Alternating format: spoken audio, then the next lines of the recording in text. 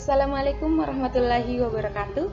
Pada kesempatan hari ini saya akan memaparkan pembahasan mengenai materi tentang pengenalan teknologi informasi. Tapi sebelum itu saya ingin memperkenalkan diri. Nama saya Nirwana, nomor induk mahasiswa 20020950029, Prodi Pendidikan Teknik Informatika dan Komputer, mata kuliah pengantar ilmu komputer, oleh dosen pengampu Dr. Mustari Lamada SPDMT, Universitas Negeri Makassar. Baiklah, agenda pembahasannya akan kita bahas mengenai pengenalan teknologi informasi. Yang pertama yaitu definisi sistem informasi, yang kedua teknologi informasi, yang ketiga definisi teknologi informasi, yang keempat peranan teknologi informasi, yang kelima perkembangan TIK, dan yang terakhir kebijakan nasional bidang TI. Baiklah, saya akan membahas agenda pembahasan yang pertama yaitu definisi sistem informasi menurut para ahli. Yang pertama yaitu menurut Alter pada 1992 mengemukakan tentang sistem informasi adalah kombinasi antara prosedur kerja, informasi, orang, dan teknologi informasi yang diorganisasikan untuk mencapai tujuan dalam sebuah organisasi. Yang kedua menurut Bodnar dan Hopwood pada 1993 yang mengemukakan tentang sistem informasi adalah kumpulan perangkat keras dan perangkat lunak yang dirancang untuk mentransformasikan data ke dalam bentuk informasi yang berguna.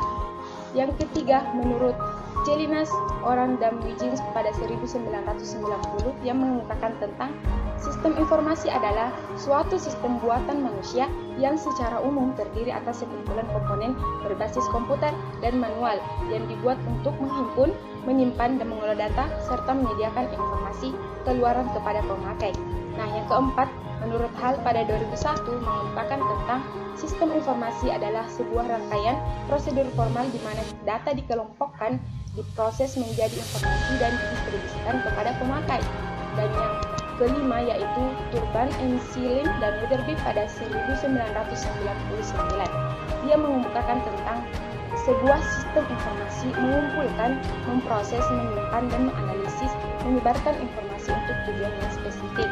Nah, yang terakhir yaitu menurut Wilkinson pada 1992 yang mengemukakan tentang sistem informasi adalah kerangka kerja yang mengkoordinasikan sumber daya manusia komputer untuk mengubah masukan dari input menjadi keluaran yang menghasilkan sebuah informasi guna mencapai sasaran-sasaran perusahaan.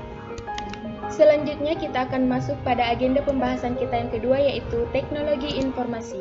Berbicara tentang teknologi informasi, ada beberapa istilah mengenai teknologi informasi. Yang pertama yaitu teknologi informasi, information technology atau biasa disebut sebagai IT. IT ini mulai populer pada awal dekade 70-an yang sebelumnya dikenal istilah EDP, Electronic Data Processing. IT adalah subsistem atau sistem bagian dari sistem informasi.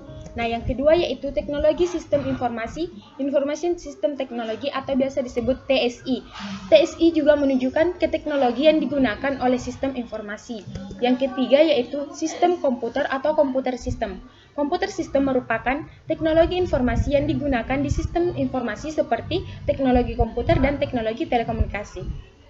Selanjutnya kita akan masuk pada materi pembahasan yang ketiga yaitu definisi teknologi informasi. Teknologi informasi dan komunikasi atau biasa disebut sebagai TIK sebagai bagian dari ilmu pengetahuan dan teknologi IPTEK.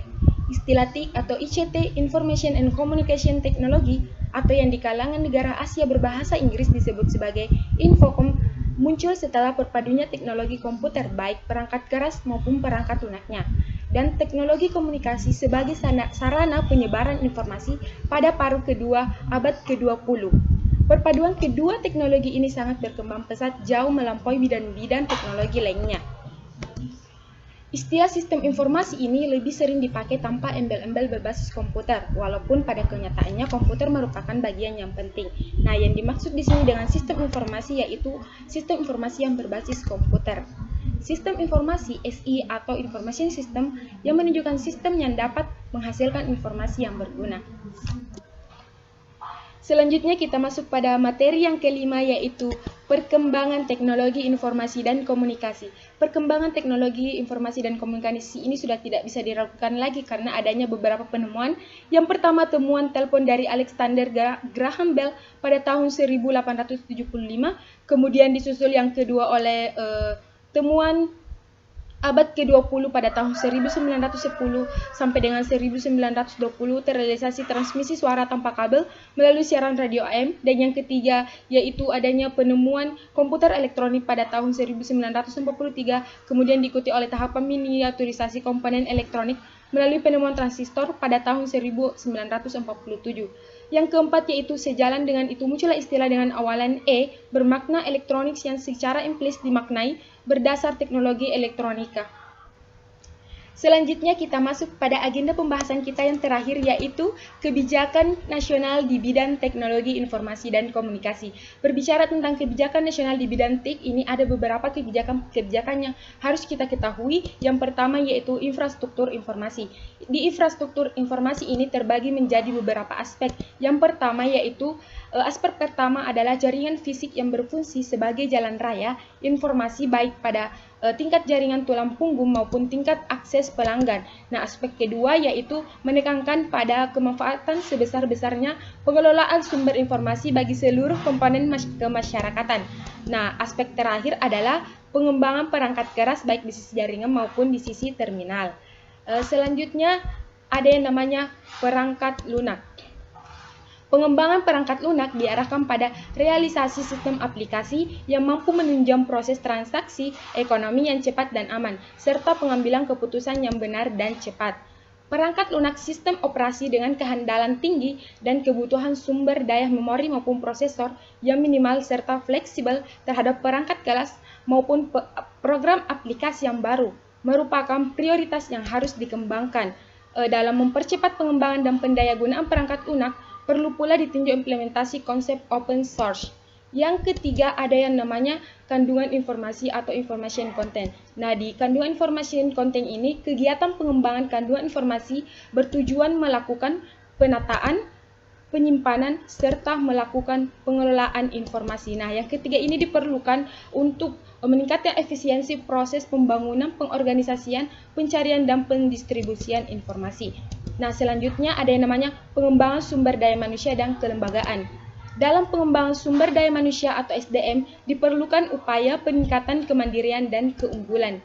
Nah, salah satunya adalah dengan mengembangkan sistem pendidikan dan pelatihan, seperti pada gambar di samping, itu merupakan suatu sistem pendidikan dan pelatihan. Nah, ya selanjutnya pengembangan regulasi dan standarisasi. Program kajian regulasi meliputi penyusunan undang-undang dan penyempurnaan berbagai kebijakan terkait di bidangnya. Teknologi informasi, komunikasi, serta broadcasting. Baik, itulah tadi materi yang sempat saya bawakan hari ini mengenai pengenalan teknologi informasi. Kurang dan lebihnya mohon dimaafkan. Sampai jumpa di lain waktu. Wassalamualaikum warahmatullahi wabarakatuh.